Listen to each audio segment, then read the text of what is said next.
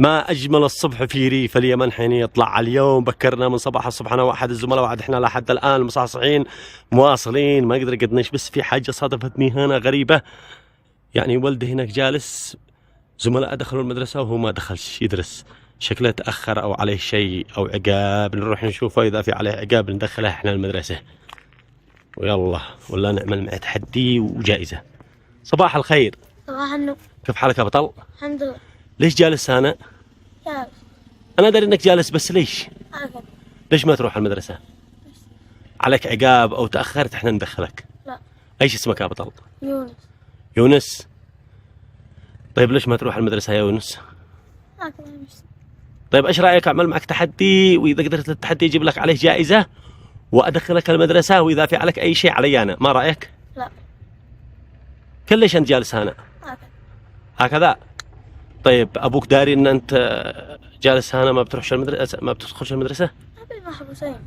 أبوك محبوس. طيب وإذا هو محبوس عادي ادخل المدرسة. لا. في أهم لا مدرسة. أبوك أهم من المدرسة، يعني جالس هنا علشان أبوك محبوس. طيب في أي قضية أو أيش اسمها أبوك؟ فؤاد طه قاطن. طيب ايش القضية اللي عليه يا يونس؟ كانوا بيزور تواريخ. يزور تواريخ؟ يزور تواريخ. يزور تواريخ.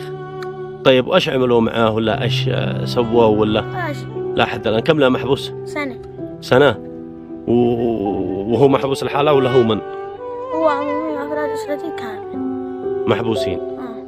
طيب حتى لو محبوسين ليش ما تدخل المدرسة يا يونس؟ والدراسة أبقى لك من كل شيء، وإن شاء الله بيفرجها الله عليه، مش مشكلة، ولا وكل شيء بيجرى مجرى. لا أي أنا أبقى أبي ولا الدراسة. أبوك الدراسة؟ طيب تمام يا يونس، بس جلستك أنا ما بدفع لك أي شيء.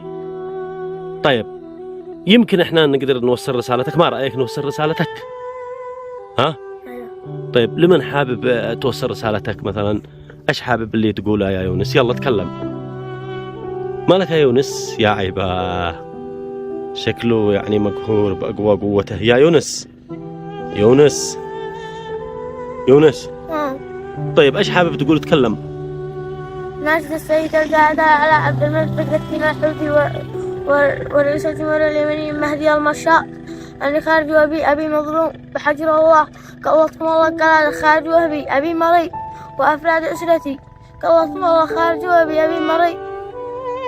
والله يا يونس دمعتك غالية علينا، وأنا صوتي بصوتك وصوت كل المتابعين، وأيضا هذه دعوة لكل المتابعين وأيضا من شاهدوا هذا الفيديو، ولكل الزملاء من الإعلاميين والممثلين وأيضا المؤثرين أنهم يوصلوا رسالتك. وكل قضية ولها حل، كل قضية يا يونس ارفع راسك يا يونس، كل قضية ولها حل، وإن شاء الله رسالتك توصل، وكل قضية ولا حل بيعفو عن مقاتيل، وإن شاء الله توصل رسالتك هذه ودموعك هذه الغالية علينا توصل، وإن شاء الله يفرجوا عن أبوك، وبتشوف نخوة وشهامة كل اليمنيين اللي بيوقفوا معك، وكلهم أب اليونس. تمام يا يونس؟ بس بشرط إن شاء الله احنا نوقف معاك ونوصل رسالتك، بس بشرط توعدني إنه تنتبه لدراستك أهم شيء، وأنا أدخلك الآن المدرسة، وإحنا بنعمل اللي علينا والباقي على الله. ما رأيك يا يونس؟ توعدني؟ ويلا امسح دموعك يا يونس، ويلا يا يونس الآن ادخل أنا وأنت المدرسة، وإن شاء الله الباقي على المتابعين، وإن شاء الله ما يحصل الله خير. ويلا قول للمتابعين يوصلوا رسالتك.